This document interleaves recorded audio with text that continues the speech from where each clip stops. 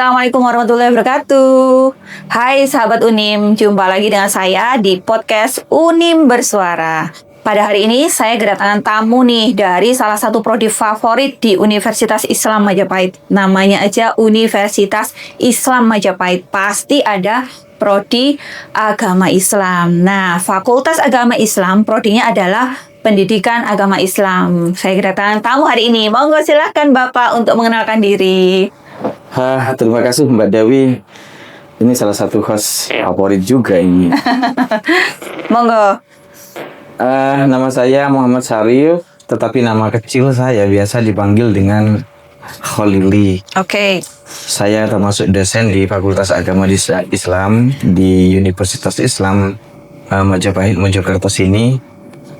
Saya sangat gembira, alhamdulillah pagi ini bisa berbincang-bincang di podcastnya Unim ini. Setelah sekian lama saya mendengar juga ya bahwa Unim memiliki podcast, dan pada hari ini saya berkesempatan untuk datang. Iya, beliau ini dosen senior loh di sini, teman-teman. Ya, Pak, sekarang kalau misalnya kita bicara tentang prodi PAI, ya Pak, prodinya PAI. Nah, kira-kira nih, gambaran aja. Kira-kira kalau misalnya calon mahasiswa ini mau bingung milih itu, saya ini milih program studi apa ya? Nah, kenapa harus milih PAI? Iya, karena saya sendiri dosen di Fakultas Agama Islam, dosen tetap. Saya tentu saja menyarankan mahasiswa baru untuk ikut juga ya, menjadikan Fakultas Agama Islam itu sebagai pilihan. Mengingat beberapa kelebihan berikut ini. Yang pertama, kian meningkat kesadaran masyarakat akan pentingnya pendidikan agama di tengah-tengah bangsa ini. Iya. Oke. Dan Fakultas Agama Islam memberikan pendidikan ini dengan pola yang integratif, progresif, moderat. Jadi ini salah satu kelebihannya. Kelebihan di PAI nih Pak ya. Betul. Terus kita berupaya untuk menggabungkan baik itu keilmuan klasik dengan keilmuan modern. Jadi misalnya ya Mbak dalam konteks pemahaman pengajaran hukum Islam, kita tidak hanya mengacu kepada kitab-kitab hukum Islam yang berasal dari ulama salaf. Artinya warisan-warisan tradisional dari era 1000 tahun yang lampau. Tapi kita juga berusaha menggabungkannya dengan gagasan-gagasan modern yang tumbuh kembang belakangan ini.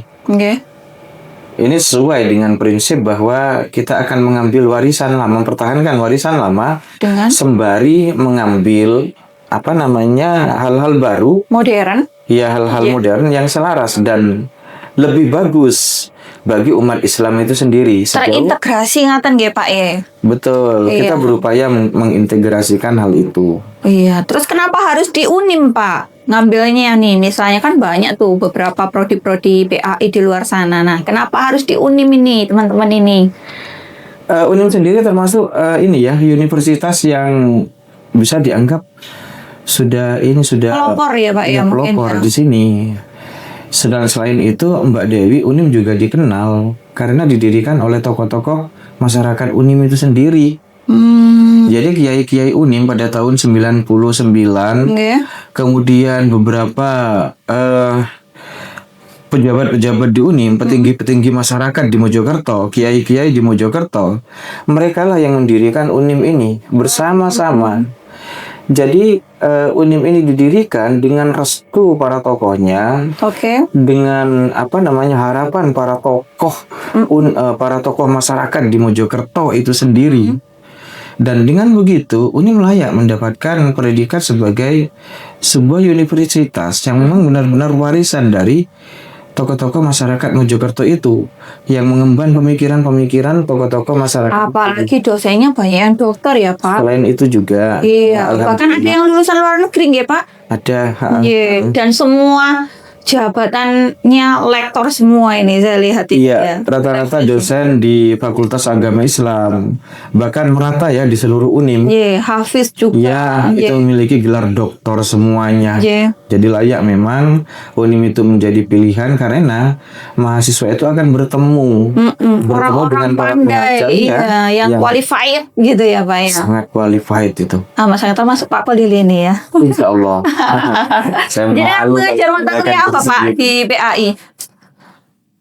Saya sendiri memegang mata kuliah, kompetensi saya itu etika dan politik pendidikan Islam. Etika dan politik pendidikan Islam. Betul, selain itu juga filsafat Islam dan filsafat pendidikan Islam. Kalau misalnya nanti lulus nih Pak, mahasiswa PAI itu jadi apa aja sih Pak kira-kira?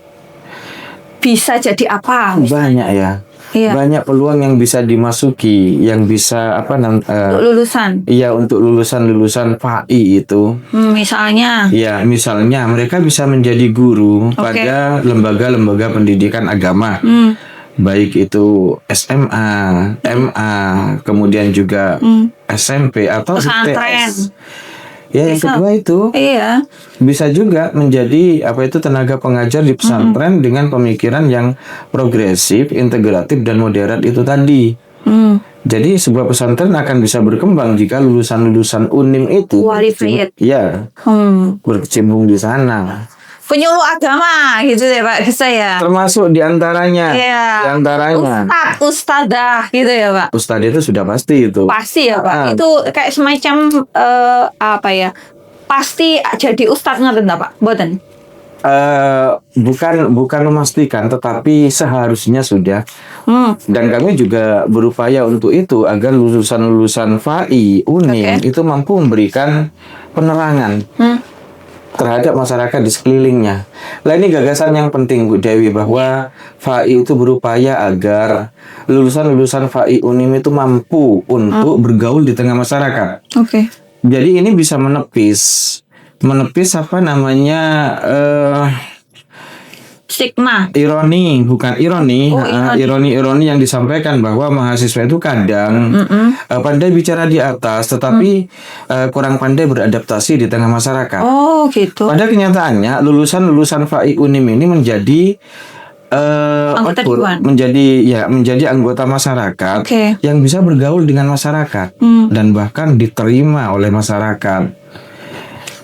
Ini tak lepas dari peran dari dosen FAI UNIM itu sendiri dan juga kapasitas dosen-dosen FAI UNIM yang memang selama ini bergaul di tengah masyarakat. Mereka tak pernah berpisah dari apalagi masyarakat. Pengajaran di UNIM itu sistemnya hybrid ya Pak? Hybrid, ya Jadi kalau betul. misalnya Anda bekerja masih bisa loh kuliah di UNIM ya Pak? Betul, jadi tidak ada penghalang.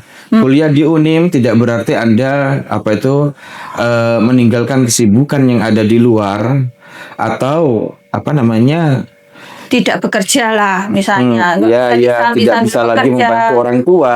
Betul. Kan kadang-kadang sekarang itu mereka suka lulus SMA langsung pengennya bekerja. Bantu orang tua. Tidak ada kendala terkait hal itu. Kalau misalnya sekarang ini Pak Kolili ini diminta untuk promosi nih tentang prodi pendidikan agama Islam. Nah, monggo silakan ini ke viewersnya UNIM Bersuara yang lumayan banyak ini Pak. Monggo silakan pakai kamera tengah. Ini saya berpromosi ya. Iya dong Pak, supaya makin banyak ini masyarakat yang daftar di PAI. Iya. Ayo silakan Pak. Kepada sahabat-sahabat muda yang sedang mencari perguruan tinggi, saya merekomendasikan supaya masuk ke prodi pendidikan agama Islam di Universitas Islam Majapahit. Kenapa? Anda kelak akan mendapatkan peluang yang banyak di tengah-tengah masyarakat, menjadi orang yang diterima dalam pergaulan di tengah-tengah masyarakat, dan banyak sekali peluang-peluang yang bisa dimasuki oleh lulusan dari prodi pendidikan agama Islam Universitas Islam Majapahit. Dan Anda akan bersama dengan dosen-dosen senior yang memiliki kapasitas, kapabilitas, dan kompetensi yang benar-benar kokoh di bidangnya. Jangan Itu penyampaian saya. Mari bersama-sama ke mendaftar. Prodi Pendidikan Agama Islam Universitas Islam Majapahit. Baik, terima kasih Pak Khalili Rawi pun hari ini. Sama-sama Bu Dewi. Kapan-kapan kita ngobrol tentang hal lain mungkin ya Pak di podcastnya Unim Bersuara ini ya Pak ya. Boleh, saya juga berharap hal itu. Iya, terima kasih. Baik teman-teman Unim Bersuara, itulah bincang-bincang kita pada hari ini bersama dengan dosen dari Fakultas Agama Islam. Prodinya Pendidikan Agama Islam ya. Jangan ragu untuk mendaftar di Prodi Pendidikan Agama Islam. Ihdinas siratal mustaqim. Wassalamualaikum warahmatullahi wabarakatuh. Terima kasih. Waalaikumsalam warahmatullahi Seeking answers where stars align. Through the dance of science, they found their way, guiding minds to a brighter day. Guiding minds to a brighter